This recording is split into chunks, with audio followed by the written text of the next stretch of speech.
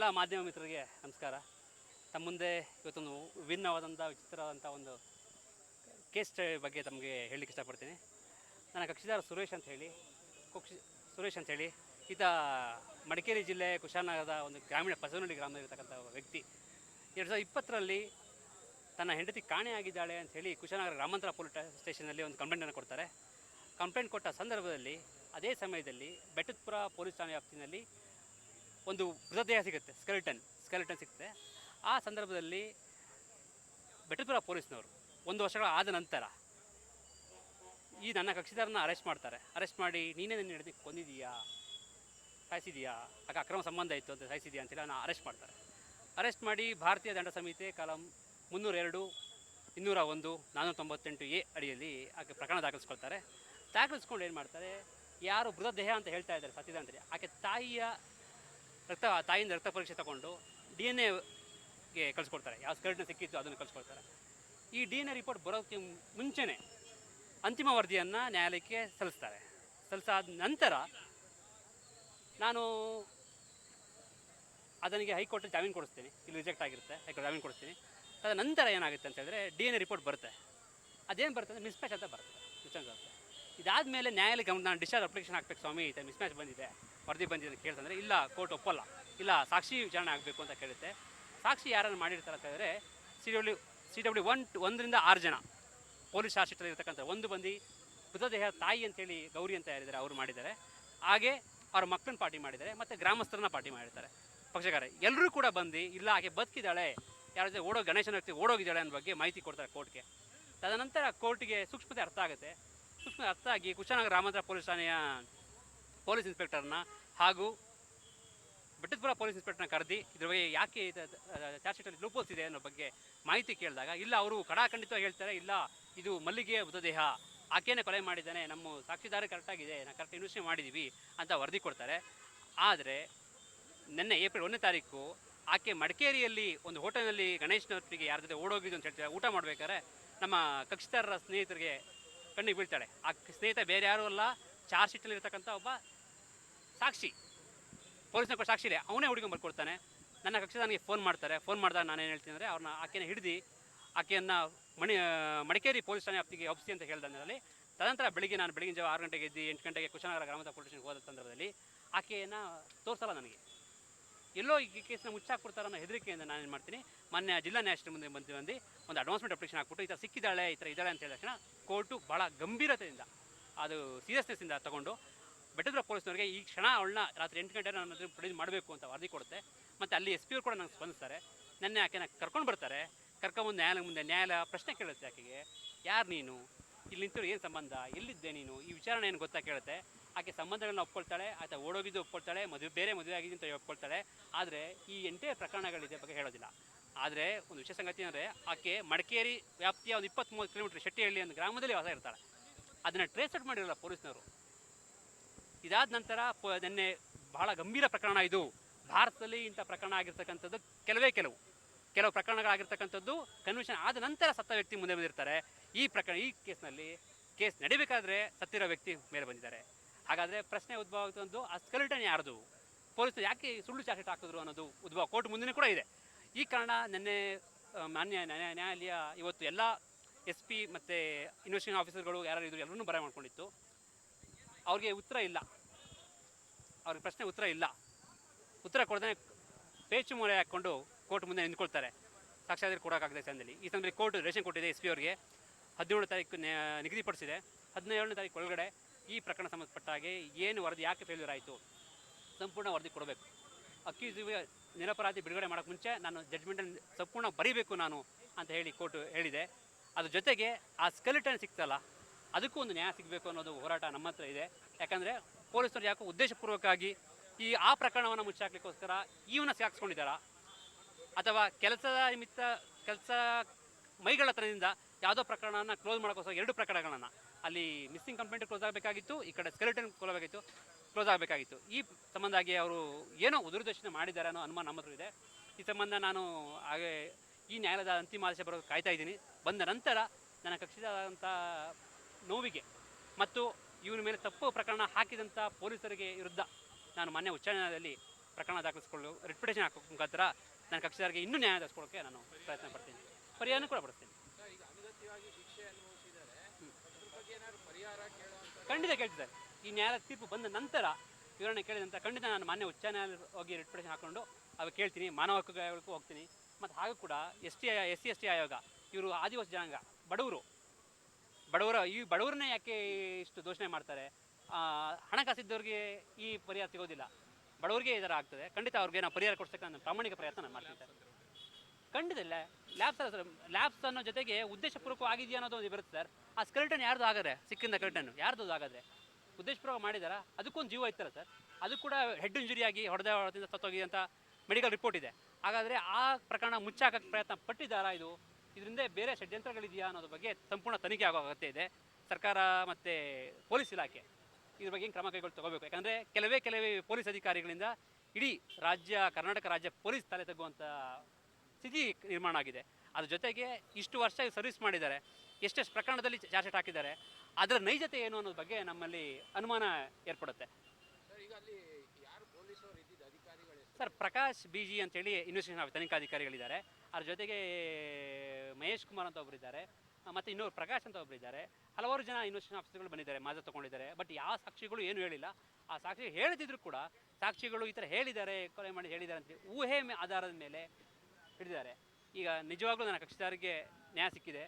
ಯಾರು ಸತ್ತ ವ್ಯಕ್ತಿ ಅಂತ ಹೇಳ್ತಿದ್ದಾರೆ, ಆ ಸತ್ತ ವ್ಯಕ್ತಿ ಇವತ್ತು ನ್ಯಾಯಾಲಯದ ಮುಂದೆ ಹಾಜರಾಗಿದ್ದಾರೆ. ಗೊತ್ತಿರಲಿಲ್ಲ ಅಂತ ಸರ್. ಆಕೆ ನ್ಯಾಯಾಲಯ ಮುಂದೆ ಇವತ್ತೇನೆ ಬಂದು ಹೇಳಿದಾಗ ಎಲ್ಲೋ ಒಂದು ಕಡೆ ನಾನು ಸಂಸಾರ ಬಿಟ್ಟು ಬೇರೆ ಕಡೆ ಇಷ್ಟ ಇತ್ತು ಅಂತ ಹೋಗಿ ಇದ್ದೀನಿ, ಈ ಪ್ರಕರಣ ನನಗೆ ಏನು ಗೊತ್ತಿರಲಿಲ್ಲ, ಇವತ್ತೇ ನಾನು ಬಂದಾಗ ಗೊತ್ತಾಗಿದ್ದು ಅಂತ ಆಕೆ ಹೇಳ್ತಾರೆ. ನನ್ನ ಹೆಸರು ಪಾಂಡು ಪೂಜಾರಿ ಅಂತೇಳಿ 13 ವರ್ಷದಿಂದ ಮೈಸೂರು ವಕೀಲ ಸಂಘದಲ್ಲಿ ಸದಸ್ಯನಾಗಿ ಸೇವೆ ಮಾಡ್ತಾಯಿದ್ದೀನಿ. ಸಾರ್ವಜನಿಕ ಹಿತಾಸಕ್ತಿಗೆ ಸಂಬಂಧಪಟ್ಟಾಗಿ ಹಲವಾರು ಕಾರ್ಯಗಳು ಮಾಡಿದ್ದೀನಿ, ಉಚಿತವಾಗಿ ಮಾಡ್ತಾಯಿದ್ದೀನಿ. ಅದು ಕೂಡ ಅಂತ. ಮತ್ತು ನಾನು ವಾಸವಾಗಿರೋದು ಕುಶಾಲನಗರ ಬಸವನಹಳ್ಳಿಯಲ್ಲಿ.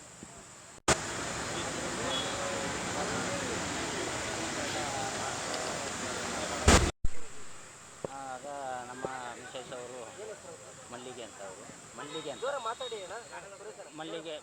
ಅಂತ ಅವರು ಅಂತಿಯಾಗಿದ್ದವರು. ಅವರು ಏನು ಮಾಡಿದ್ದಾರೆ ಇದ್ದರು. ಆಗ ಅವನಿಗೂ ಮನೆ ಇದೆ, ಗಣೇಶ ಅನ್ನೋವನಿಗೆ. ಅಲ್ಲಿ ಹೋಗ್ತಾ ಇದ್ದ ಗಣೇಶ ಅವರು ಬಂದು ಹೋಗ್ತಾ ಇದ್ದರು. ಮತ್ತು ಅವರು ಎಲ್ಲ ಹೇಳ್ತಾರಲ್ವ, ನಂಬಿಕೆ ಅಂತಾರೆ, ಎಲ್ಲರೂ ನಂಬಿಕೆ, ಅವ್ರವ್ರ ನಂಬಿಕೆ ಅವ್ರದ್ದು. ಆಗ ಹಂಗೆ ಎದ್ಕೊಂಡಿದ್ದಂಗೆ ಇದ್ದರು. ಏನು ಪ್ರಾಬ್ಲಮ್ ಇದ್ದಿಲ್ಲ. ಈ ಥರ ಆಯ್ತದೆ ನನಗೂ ಗೊತ್ತಿಲ್ಲ, ಹಿಂಗೆ ಇದ್ದಾರೆ ಅಂತಲೂ ನನಗೆ ಗೊತ್ತಿಲ್ಲ. ಆಗ ನಮ್ಮ ಪಾಡಿಗೆ ನಾವು ಕೆಲಸಕ್ಕೆ ಹೋಗ್ತಿದ್ದೋ ಬರ್ತಿದ್ದೋ ಅಷ್ಟೇ. ಮತ್ತು ಮನೆ ಬಿಟ್ಟು ಹೋಗ್ಬಿಟ್ಟಿದ್ದಾಳೆ. ಮಕ್ಕಳಿಗೆಲ್ಲ ಸುಳ್ಳು ಹೇಳ್ಬಿಟ್ಟು 2020ರಲ್ಲಿ ಸುಳ್ಳು ಹೇಳ್ಬಿಟ್ಟು ಮಕ್ಕಳಿಗೆಲ್ಲ ಸುಳ್ಳು ಹೇಳಿ ಫೋನು ಯಾವುದೋ ಒಂದು ನಂಬರ್ ಕೊಟ್ಟು ಹೋಗಿಬಿಟ್ರು. ಹೋದ್ಮೇಲೆ ಮತ್ತು ನಾವು ಬರ್ತಾಳೆ ಅಂತ ಹೇಳ್ಬಿಟ್ಟು ನಾವು ಸುಮ್ಮನೆ ಎಲ್ಲಿಗಾದ್ರೂ ಹೋಗಿರ್ಬೋದು, ಬರ್ತಾಳೆ ಅಂತ ಹೇಳ್ಬಿಟ್ಟು ಸುಮ್ಮನೆ ಆಗ್ಬಿಟ್ಟು.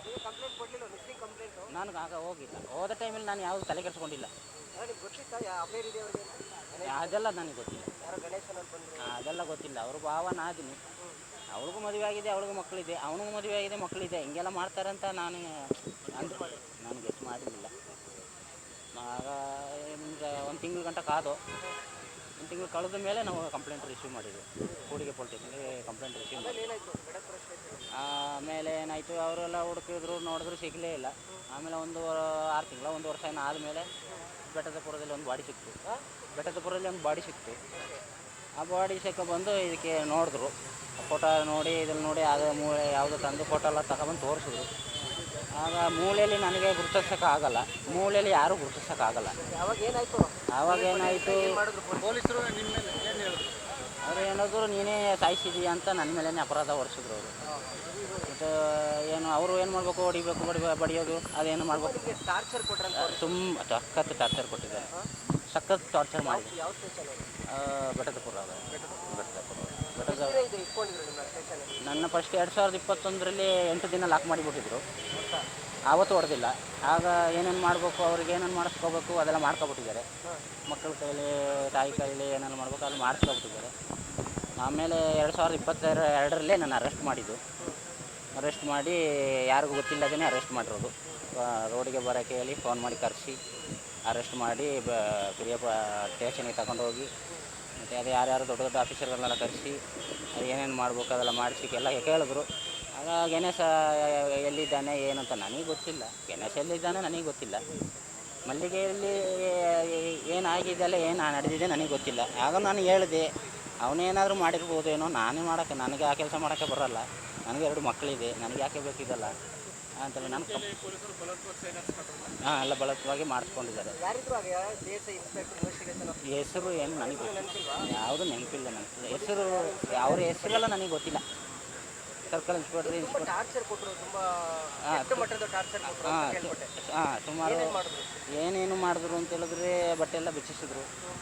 ಮತ್ತು ಏನೋ ಕೋಳು ಗಿಲಲ್ಲಿ ತಂದು ಹಗ್ಗೆಲ್ಲ ಕಟ್ಟಿ ನನ್ನ ನೇತಾಕಿದ್ರು. ನೇತಾಕಿ ಕರೆಂಟ್ ಶಾಕೆಲ್ಲ ಕೊಟ್ಟು ಒಪ್ಪಿಕೊಳ್ಳೋದ್ರೆ ಬಿಡೋದಿಲ್ಲ. ಏನು ಮಾಡಬೇಕು ನಾವು ಮಾಡ್ತೀವಿ. ಹಿಂಸೆ ಕೊಟ್ಟು ತುಂಬ ಹಿಂಸೆ ಎಲ್ಲ ಮಾಡಿ ಏನೆಲ್ಲ ಮಾಡಬೇಕು ಅವ್ರು ಮಾಡಿ ಒಪ್ಪಿಸಿದ್ದಾರೆ. ಹಿಂಸೆ ಅವ್ರು ಏಟು ತಾಳನಾರದೆ, ಆ ಕರೆಂಟ್ ಶಾಕ್ ತಾಳನಾರದೆ ಪರಿಸ್ಥಿತಿ ಬಂದುಬಿಡ್ತು. ಯಾರು 2 ವರ್ಷ ತಪ್ಪು ಮಾಡದೆ ನಾನು 2 ವರ್ಷ ಒಳಗಡೆ ಇದ್ದೆ. 2 ವರ್ಷದ ನಂತರ ನಮ್ಮ ತಂದೆಯವರ ತಾಯಿ ಎಲ್ಲ ಅಲ್ಲಿ ಇಲ್ಲಿ ಏನೆಲ್ಲ ಮಾಡಿ ಹೊರಗಡೆ ಬೇಲಲ್ಲಿ ಬಿಡಿಸಿದ್ರು. ಬಿಡಿಸಿ ಆದಮೇಲೆ ಹೋಗಿ ತಂದೆ ಮೇಲೆ ಒಂದು 5 ತಿಂಗಳಿದ್ದೆ. ಅಲ್ಲಿ ಇದ್ದು ಊರಿಗೆ ಹೋಗೋಕ್ಕೆಲ್ಲ ಸ್ವಲ್ಪ ಸಂಕೋಚ. ಒಳಗೆ ಹೋಗಿ ಬಂದವನು ಏನೇನೋ ತಪ್ಪಾಗಿ ಹೇಳ್ತಾರೆ ನನ್ನ. ಅದಕ್ಕೆ ನಾನು ಸುಮ್ಮನೆ ಆಗ್ಬಿಟ್ಟೆ. ಆಗ ಮಗನ ಕರೆಸಿದೆ ಅಲ್ಲಿಗೆ, ಏನಾಯ್ತಾ ಉಂಟು, ಏನು ನಡೀತಾ ಉಂಟು ಅಂತ. ಏನಿಲ್ಲ, ಎಲ್ಲ ಹೇಳ್ಕೊಳ್ತಾರೆ, ನೀನೇ ಮಾಡಿದ್ದು ಅಂತ ಹೇಳ್ತಾರೆ. ಆಗ ನನಗೆ ಸ್ವಲ್ಪ ಬೇಜಾರಾಯಿತು. ನನಗೆ ಗೊತ್ತಾಗಿದ್ದು ಹೋಗಿ ಒಂದು 6 ತಿಂಗಳು ಕಳೆದ ಮೇಲೆ ಗೊತ್ತಾಗಿತ್ತು. ಹೊರಗಡೆ ಹೋದ್ಮೇಲೆ ನನಗೆ ನ್ಯೂಸ್ ಬಂದಿದ್ದು. ನನಗೆ ಏನು ಗೊತ್ತಿಲ್ಲ. ಹೊರಗಡೆ ಬಂದಮೇಲೆ ನನಗೆ ವಿಷಯ ಮ್ಯಾಟ್ರ್ ಗೊತ್ತಾಗಿದೆ. ಅವಳು ಬದುಕಿದ್ದಾಳೆ, ಅವರು ಅಲ್ಲಿ ಆ ತೋಟದಲ್ಲಿದ್ದಾರೆ, ಈ ತೋಟದಲ್ಲಿದ್ದಾರೆ, ಜನಗಳು ಒಬ್ಬೊಬ್ಬರು ಮಾತಾಡ್ಕೋತಿದ್ರು. ನಾನು ಅದು ತಲೆನೇ ಕೆಡಿಸ್ಕೊಂಡಿಲ್ಲ. ಆಗ ಇದು ಯಾರ್ದು ಬಾಡಿ ಅಂತ ನನಗೆ ಶಾಕ್ ಆಯಿತು. ಅಲ್ಲ, ನಾನು ಮಾಡೋದ ತಪ್ಪಿಗೆ 2 ವರ್ಷ ಸುಮ್ಮನೆ ಅನುಭವಿಸ್ಬಿಟ್ಟಲ್ಲ, ಅವಳು ಬದುಕಿದ್ದಲ್ವ, ಇವ್ರನ್ನ ಯಾಕೆ ಇವ್ರು ಹಿಡ್ದಿಲ್ಲ ಅಂತ ನಾನು ಯೋಚನೆ ಮಾಡಿದೆ. ಹಾಗಾಗಿ ನಾವು ಕೋರ್ಟಿಗೆ ಬರ್ತಾಯಿದ್ದೋ ಸಾಕ್ಷಿಗೆ. ಆಗ ನಮ್ಮ ಅತ್ತೆ ಅವರು ಹೇಳಿದ್ರು ಅವಳು ಬದುಕಿದ್ದಾಳೆ, ಸತ್ತಿಲ್ಲ. ಆಗ ಅಲ್ಲಿ ಕೋರ್ಟಿಗೆ ಹೇಳಿದ್ವಿ. ಆಗ ಪುನಃ ಕೇಸ್ ಓಪನ್ ಆಯ್ತು. ಓಪನ್ ಆಗಿ ಪುನಃ ಅದು ಹೋಯ್ತು ಸ್ಟೇಷನ್ಗೆ. ಆದರೂ ಅವರು ನಮಗೆ ಹುಡುಕಿ ಕೊಡ್ತಾರೆ ಅಂತ ನಾವು ನಂಬಿದ್ದು. ಅವ್ರು ಪುನಃ ಹುಡುಕಿಲ್ಲ. ಪುನಃ ಹುಡುಕಾದೆ ಈಗ 2 ದಿನ ಹಿಂದೆ ಮಡಿಕೇರಿಯಲ್ಲಿ ಹೋಟೆಲಲ್ಲಿ ಕೂತಿದ್ರು. ಮಡಿಕೇರಿಯಲ್ಲಿ ಆಗ ನಮ್ಮ ಫ್ರೆಂಡ್ಸ್ಗಳು ಹುಡುಗರೆಲ್ಲ ಮಡಿಕೇರಿಗೆ ಏನೋ ಕೆಲಸದ ಮೇಲೆ ಹೋಗಿದ್ರು. ಆಗ ಹೋಟೆಲಲ್ಲಿ ವೇಲು ಮುಚ್ಕೊಂಡು ಕೂತಿದ್ರು. ಆಗ ಆ ವ್ಯಕ್ತಿ ಗಣೇಶ ಅವನು ಎಣ್ಣೆ ಹಾಕ್ಬಿಟ್ಟು ಹೊರಗಡೆ ದಾಟ್ಕೊಂಡು ಬರ್ತಾಯಿದ್ದ. ಆಗ ಇವರು ಅವ್ರನ್ನ ನೋಡ್ಬಿಟ್ಟು ಗೌರ್ಮೆಂಟ್ ಬಸ್ಸಿಗೆ ಹೋಗಿ ಎಸ್ಕೇಪ್ ಆಗ್ಬಿಡೋಣ ಅಂತ ಹೇಳ್ಬಿಟ್ಟು ಹೋಗಿ ಗೌರ್ಮೆಂಟ್ ಬಸ್ಸಲ್ಲಿ ಕೂರಿಸ್ಬಿಟ್ಟಿದ್ರು. ಆಗ ಪೊಲೀಸಿಗೆ ಇನ್ಫಾರ್ಮ್ ಮಾಡಿ ಅವ್ರನ್ನ ಅಲ್ಲಿಂದ ಅರೆಸ್ಟ್ ಮಾಡಿ ಸ್ಟೇಷನಿಗೆ ಮಡಿಕೇರಿಯಲ್ಲಿ ಅವರು ಯಾವ್ಯಾವ ತೋಟದಲ್ಲಿ ಹಂಚ್ಕೊಂಡಿದ್ರು ನನಗೆ ಗೊತ್ತಿಲ್ಲ. ಅವರು ಅಲ್ಲಿ ಹೇಳೋತ್ತಿಗೆ ಅದೇನೋ ಟಿ ಶರ್ಟ್ ಎಲ್ಲಿ ಇದ್ದಿರೋ ಅದು ಯಾವ ತೋಟದಲ್ಲೆಲ್ಲ ಇದ್ದೀರಿ ಅಂತ ಅವರೇ ಹೇಳಿದ್ರು. ಮತ್ತೆ ಗೊತ್ತಾಯ್ತು ನನಗೆ, ಗೊತ್ತಾಯ್ತು. ಅವ್ರು ಹೋದ ಮೇಲೆ ಹೋಗಿ 1 ತಿಂಗಳಲ್ಲಿ ಗೊತ್ತಾಗೋಯ್ತು ನನಗೆ. ಹಾಂ,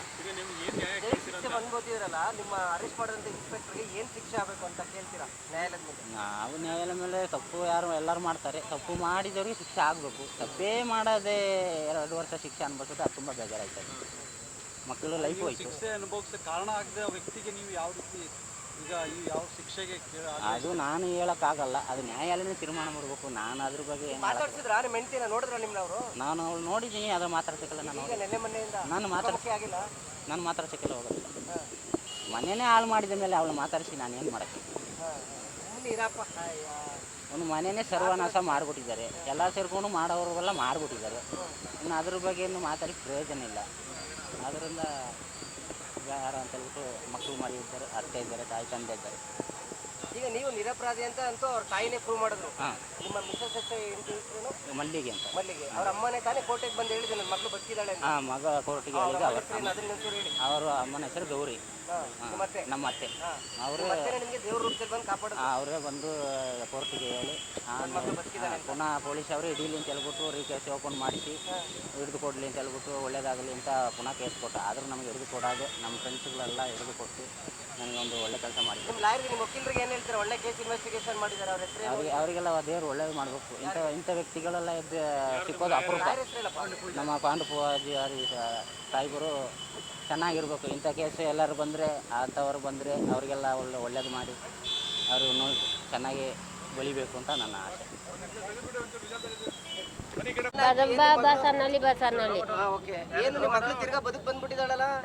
ಸತ್ತಿದ್ದು ಬಾಡಿ ಎದ್ದು ಬಂದಿರೋದು, ಸತ್ತಿದ್ದು ಬಾಡಿ ಅಲ್ಲಿ ತಂದು ಕೋರಟಿಗೆ ಹಾಕಿರೋದು. ಹೆಂಗೆ ಮ್ಯಾಜಿಕ್? ಅದಕ್ಕೆ ನೆನ್ನೆ ತಂದು ಅಲ್ಲಿ ಹಾಕಿರೋದು. ಸತ್ತೋಗಿದ್ದು ಬಾಡಿ ನನ್ನ ಅಳಿಯನ್ನೇ ಗುಂಡಿ ತೆಗೆದು ಊತ ಹಾಕಿದಲ್ಲ, ಅದೇ ಬಾಡಿ ಅಲ್ಲಿಗೆ ಬಂದಿರೋದು ಈಗ. ಜೀವ ಜೀವ ಹುಟ್ಟಿ ಬಂದಿರೋದು. ಏನು ನಡೀತದೆ, ಇವರು ಬೇಕಂತೇಳಿ ಮಾಡಿರೋದು ಸಾ. ಏನ್ ಮಾಡಿದಾರೆ ಯಾರಿಗೆ ಗೊತ್ತು. ಯಾವ ಯಾವ ಮೂಳೆನ ತಂದು ಬಾಕ್ಸಲ್ಲಿ ಹಾಕಿ ಕವರ್ ಮಾಡಿ ನಂದು ರಕ್ತ ತೆಗೆದು ಅದಕ್ಕೆ ಕಲೆಕ್ಷನ್ ಮಾಡಿ ಅದೆಲ್ಲಿ ಹಿಡಿತದೆ? ಮ್ಯಾಚ್ ಆಗ್ಲಿಲ್ಲ ಅದು. ಎಲ್ಲಿ ಆಯ್ತದೆ? ನಾನು ಈಗ ಸಹಾಯಕ್ಕಾಗಿ ಕೂತಿದ್ದೀನಿ, ಅವರು ಚೆನ್ನಾಗಿದ್ದಾರೆ. ಏನು ಮಾಡಿದ್ರು ತಗೊಂಡಾಗಿ ಅಲ್ಲಿ ಗುಂಡಿ ತೆಗೆದು ಊತ ಹಾಕಿ ಹೂನಾರ ಹಾಕಿ ಕಾಯಿ ಹೊಡೆದು ಮತ್ತೆ ನಮ್ಮ ಅಳಿಯನ್ನೆಲ್ಲ ಕರ್ಕೊಂಡು ಬಂದು ಜೈಲಿಗೆ ಹಾಕ್ಬಿಟ್ಟಿದ್ರಾ?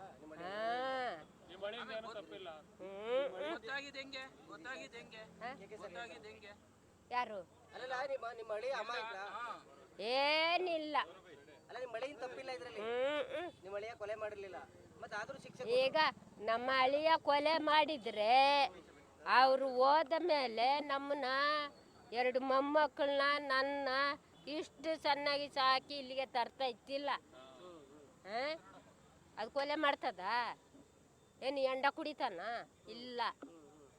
ಹೋದ್ರೆ ತೋಟದಲ್ಲಿ ಕೆಲಸ ಮಾಡ್ತದೆ, ಬಂದರೆ ಮನೆಯಲ್ಲಿ ಒಂದು ಸ್ವಲ್ಪ ಗಂಜಿನ ಏನೋ ಮಾಡಿ ನಮ್ಮ 3 ಜನಗೆ ಹಾಕ್ಕೊಡ್ತಾರೆ ಅಷ್ಟೇ. ಅದು ಬಿಟ್ಟರೆ ಇನ್ನು ಎಲ್ಲಿ ಹೋಗಾಗೆ ಇಲ್ಲ, ಮನೆ ಬಿಟ್ಟು ಎಲ್ಲಿ ಹೋಗಾಗೆ ಇಲ್ಲ. ಈಗ ನಿಮ್ಮ ಮಗಳು ಬದುಕವ್ರೆ ನಿಮ್ಗೆ ಯಾವಾಗ ಗೊತ್ತಾಯ್ತಮ್ಮ? ಅದು ಈ ವಾರದಲ್ಲೇ ಗೊತ್ತಾಗಿದ್ದು. ಹೆಂಗೆ? ಯಾರು ಹೇಳಿದ್ರು? ಅಲ್ಲಿ ಮಡಿಕೇರಿ. ಯಾರು ಬದುಕಿದ್ದಾರೆ ಅಂತ ಹೆಂಗೆ ನಿಮ್ಗೆ ಹೆಂಗೆ ವಿಚಾರ ಗೊತ್ತಾಯ್ತು? ಅದಲ್ಲಿ ಅವರು ನಮ್ಮ ಕಡೆ ಮಕ್ಕಳು ಹೋಗಿದ್ರಲ್ಲ, ಹಾಗಾಗಿ ಅವರು ಗಾಡಿಗೇನೋ ಹತ್ತುತ್ತಾ ಇದ್ರಂತೆ. ಆಗ ಅವರು ನೋಡ್ಬಿಟ್ಟು ಫೋನ್ ಮಾಡಿ ಮಕ್ಕಳಿಗೆ ಹೇಳಿದ್ದು. ಮತ್ತೆ ಅಲ್ಲಿಂದ ಸ್ಟೇಷನ್ಗೆ ಹಾಕಕ್ಕೆ ಹೇಳುವಾಗ ಸ್ಟೇಷನ್ಗೆ ಹಾಕಿದವರು. ಯಾರಿಗೇನು ಗೊತ್ತಿಲ್ಲ. ಕೋರ್ಟಲ್ಲಿ ಏನು ಸಾಕ್ಷಿ ಹೇಳಿದ್ರಿ? ನನ್ನ ಮಗಳು ಬದುಕವ್ರೆ ಅಂತ ಹೇಳಿದ್ರಂತೆ ನೀವು ಕೋರ್ಟಲ್ಲಿ? ಹೇಳ್ದೆ. ಏನಂತ ಹೇಳಿದ್ರಿ? ನಾನು ಹೇಳ್ದೆ ಅವಳು ಬದುಕಿದಾಳೆ, ನನ್ನ ಅಳಿಯ ಕೊಲೆ ಮಾಡಿಲ್ಲ. ಅವಳನ್ನ ಏನು ಬೇಕಾದ್ರೂ ಮಾಡಿ, ನನ್ನ ಅಳಿಯ ನಮಗೆ ಬೇಕು. ನಿರಪರಾಧಿ. ಕೊಲೆ ಮಾಡಿಲ್ಲಲ್ಲ. ಸುಟ್ಟಾಕಿದ ಬಾಡಿ ಯಾವ್ದದು? ಅದು ಯಾವ ಬಾಡಿನ ಯಾರಿಗೆ ಗೊತ್ತು ಸಹ. ನೀವು ನೋಡಿಲ್ಲ, ನಾನು ನೋಡಿಲ್ಲ. ಪೊಲೀಸರು ಯಾಕೆ ಮಾಡಿದ್ರಮ್ಮ? ಅವ್ರು ಬೇಕಂತೇಳಿ ಮಾಡಿದ್ರು. ಯಾರು? ಪೊಲೀಸಿನವರು ದುಡ್ಡು ಕಿತ್ತು ತಿನ್ನಕ್ಕೆ ಇನ್ನೇನು ಮಾಡ್ತಾರೆ? ಇವಾಗ ಏನ್ ಮಾಡ್ತಾರೆ ಈಗ? ನಿಮ್ಮ ಮಗಳು ಬದುಕವ್ರಲ್ಲ, ಬದುಕಿದ್ರೆ ಏನು ಮಾಡ್ತಾರೆ? ಶಿಕ್ಷೆ ಆಗ್ಬೇಕಾ ಪೊಲೀಸರಿಗೆ ಅಂತ? ಆಗಲೇಬೇಕು, ಪೊಲೀಸಿನವ್ರಿಗೆ ಆಗಲೇಬೇಕು. ಶಿಕ್ಷೆ ಆಗ್ಬೇಕು. ಆಗಲೇಬೇಕು. ನಮ್ಮ ಮಕ್ಕಳಿಗೆ ಪರಿಹಾರ ಕೊಡಿಸಲೇಬೇಕು ಅವರು. ಆ ಮಗಳ ಜೊತೆಲಿ ನಾವು ಮಾತಿಲ್ಲ, ಮಾತಾಡಿಲ್ಲ. ನೋಡೋದಿಲ್ಲ ನಿಮ್ಮ ಮಗಳ ಮುಖನ ನೀವು? ನೋಡಿನೂ ಇಲ್ಲ. ನೋಡೋದೇನು ಬೇಡ ಅಂತೀರಾ? ಬೇಡ ಅಲ್ಲ, ಬೇಡದ ಎಂಜಿಲ್ನ ತಗೊಂಡೆ ಹೊರಗೆ ಬಿಸಾಡಿದ್ರೆ ಪುನಃ ತೆಗೆದು ಒಳಗೆ ಹಾಕೊಳ್ತಾರ? ಇಲ್ಲ.